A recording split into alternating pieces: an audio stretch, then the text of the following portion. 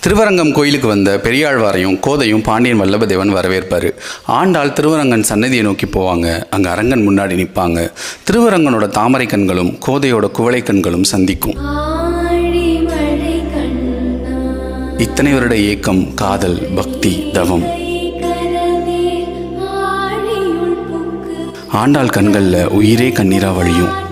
சன்னதிக்குள்ளே போவாங்க. திருவரங்கனோட திருமேனியை தழுவிப்பாங்க. அருள் நிறைந்த அரங்கனோட இரண்டரை கலப்பாங்க.